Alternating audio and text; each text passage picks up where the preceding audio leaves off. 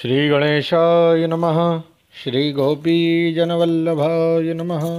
श्रीमद्भागवत महापुराण षष्ठ स्कंध अथ त्रयोदशोऽध्यायः। इंद्र पर ब्रह्म हत्या का आक्रमण।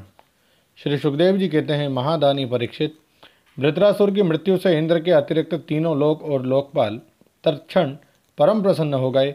उनका भय, उनकी चिंता जाती रही। युद्ध समाप्त होने पर देवता, ऋषि, पितर, भूत, दैत्य और देवताओं के अनुचर गंधर्व आदि इंद्र से बिना पूछे ही अपने अपने लोक को लौट गए। इसके पश्चात ब्रह्मा, शंकर और इंद्र आदि भी चले गए। राजा परीक्षित ने पूछा, भगवान, मैं देवराज इंद्र की अप्रसन्नता का कारण सुनना चाहता हूँ। जब वृत्रासुर के वध से सभी देवता सुखी हुए, तब इंद्र को दुख होने का क्या कारण था? श्री सुखदेव जी ने कहा, परीक्षित, जब वृत्रासुर के पराक्रम से सभी देवता और ऋषि महर्षि अत्यंत भयभीत हो गए, तब उन लोगों ने उसके वध के लिए इंद्र से प्रार्थना की, परंतु वे ब्रह्म हत्या के भय से उसे मारना नहीं चाहते थे। देवराज इंद्र ने उन लोगों से कहा, देवताओं और ऋषियों, मुझे विश्वरूप के वध से जो ब्रह्म हत्या लगी थी, उसे तो स्त्री, पृथ्वी, जल और वृक्षों ने कृपा करके बांट लिया। अब यदि मैं वृत्र का वध करूं, तो उसकी हत्या से मेरा छुटकारा कैसे होगा? श्री सुखदेव जी कहते हैं, देवराज इंद्र की बात सुनकर ऋषियों ने उनसे कहा, देवराज, तुम्हारा कल्याण हो, तुम तनिक भी भय मत करो, क्योंकि हम अश्वमेध यज्ञ कराकर तुम्हें सारे पापों से मुक्त कर देंगे।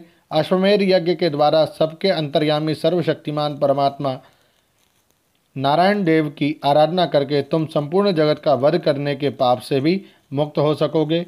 फिर वृत्रासुर के वध की तो बात ही क्या है।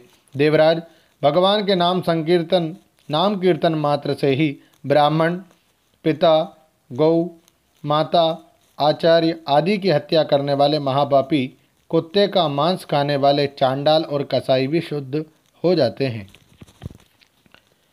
हम लोग अश्वमेध नामक महायज्ञ का अनुष्ठान करेंगे।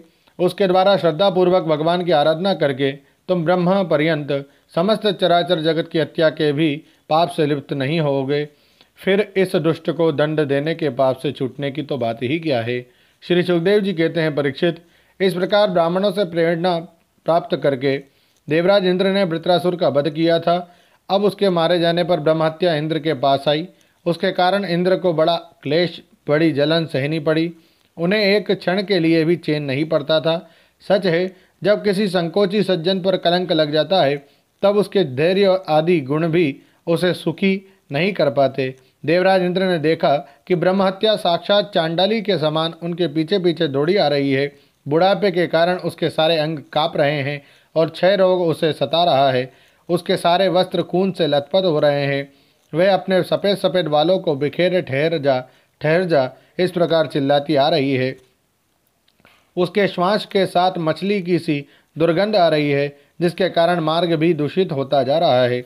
राजन, देवराज इंद्र उसके भय से दिशाओं और आकाश में भागते फिरे। अंत में कहीं भी शरण न मिलने के कारण उन्होंने पूर्व और उत्तर के कोने में स्थित मानसरोवर में शीघ्रता से प्रवेश किया।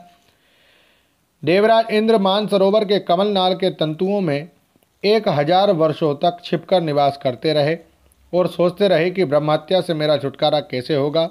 इतने दिनों तक उन्हें भोजन के लिए किसी प्रकार की सामग्री न मिल सकी, क्योंकि वे अग्नि देवता के मुख से भोजन करते हैं और अग्नि देवता जल के भीतर कमल तंतुओं में जा नहीं सकते थे। जब तक देवराज इंद्र कमल तंतुओं में रहे, तब तक अपनी विद्या, तपस्या और योग बल के प्रभाव से राजा नहुष स्वर्ग का शासन करते रहे।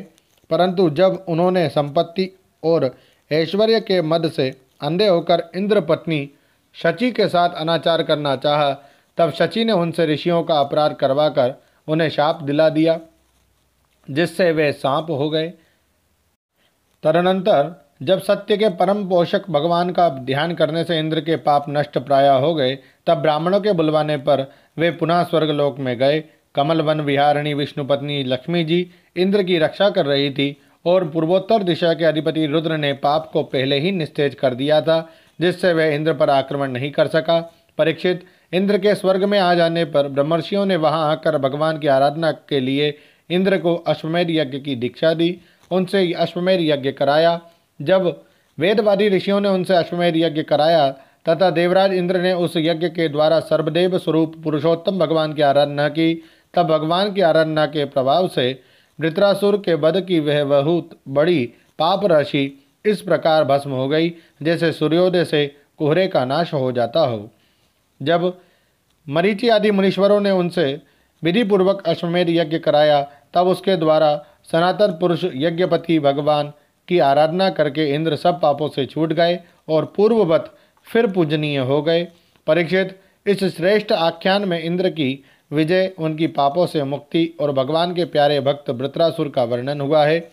इसमें तीर्थों को भी तीर्थ बनाने वाले भगवान के अनुग्रह आदि गुणों का संकीर्तन है। ये सारे पापों को धो बहाता है और भक्ति को बढ़ाता है। बुद्धिमान पुरुषों को चाहिए कि वे इस इंद्र संबंधी आख्यान को सदा सर्वदा पढ़ें और सुनें। विशेषतः पर्वों के अवसर पर तो अवश्य ही इसका सेवन करें। ये धन और यश को बढ़ाता है, सारे पापों से छुड़ाता है, शत्रु पर विजय प्राप्त कराता है तथा आयु और मंगल की अभिवृद्धि करता है। ओम नमो भगवते वासुदेवाय। श्रीमद्भागवते महापुराणे पारमहंस्यां संहितायां षष्ठे स्कन्धे इंद्र विजयो नाम त्रयोदशोऽध्यायः। श्रीराधाकृष्णार्पणमस्तु। हरे नमः, हरे नमः, हरे नमः। जय श्री राधे।